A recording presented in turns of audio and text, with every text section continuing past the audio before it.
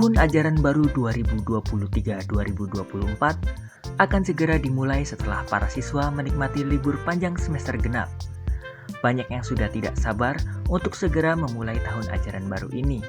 Ada yang tidak sabar untuk berkegiatan di tingkat kelasnya yang baru maupun di sekolahnya yang baru. Tahun ajaran baru ini bukan hanya disambut oleh para siswa saja, melainkan disambut baik pula bagi para orang tua siswa, khususnya bagi yang anaknya masih duduk di bangku SD. Banyak sekali fenomena yang masih terjadi dari zaman dulu, bahkan hingga ada sampai sekarang. Apa saja sih fenomena khas dari penyambutan tahun ajaran baru yang dulu sering terjadi atau bahkan sahabat Fajar masih menemukannya hingga sekarang? Mari kita bernostalgia bersama-sama dan jangan lupa like, komen, subscribe channel ini serta nyalakan notifikasinya untuk informasi video terbaru lainnya.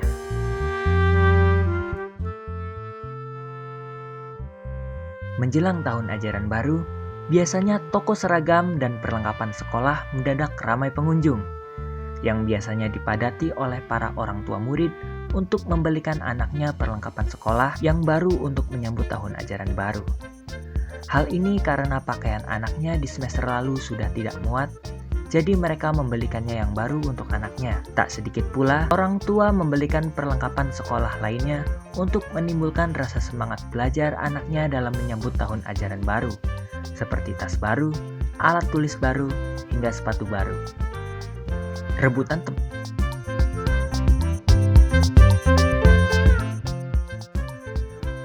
tempat duduk terdepan biasa terjadi pada tingkatan sekolah dasar pada zaman dahulu.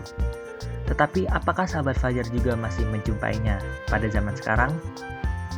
Bukan hanya siswanya saja yang rebutan kursi, tetapi para orang tua juga ikut memperjuangkan kursi terdepan untuk anaknya, agar sang anak bisa menyimak pembelajaran dari guru dengan maksimal anggapnya. Bahkan, mereka rela datang dari subuh agar bisa mendapatkan kursi terdepan saat pintu kelas dibuka. Pada momen inilah sekolah ramai pada waktu subuh dan memiliki vibes atau suasana yang unik jika diingat-ingat kembali. Dalam memperjuangkan tempat duduk, pada zaman dulu bahkan ada orang tua yang rela datang pada waktu malam sebelum hari pertama masuk sekolah untuk menaruh tas terlebih dahulu di kelasnya agar tidak diduduki atau diambil oleh orang lain. Apakah masih ada juga yang melihat fenomena ini hingga sekarang? Atau sekarang sudah tidak ada?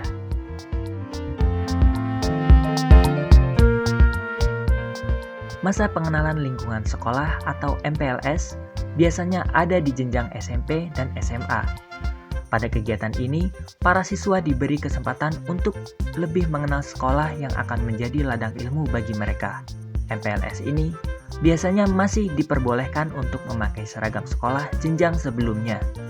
Jadi, di momen ini kita bisa melihat seragam merah putih berada di kawasan SMP, atau bahkan seragam putih biru di kawasan SMA.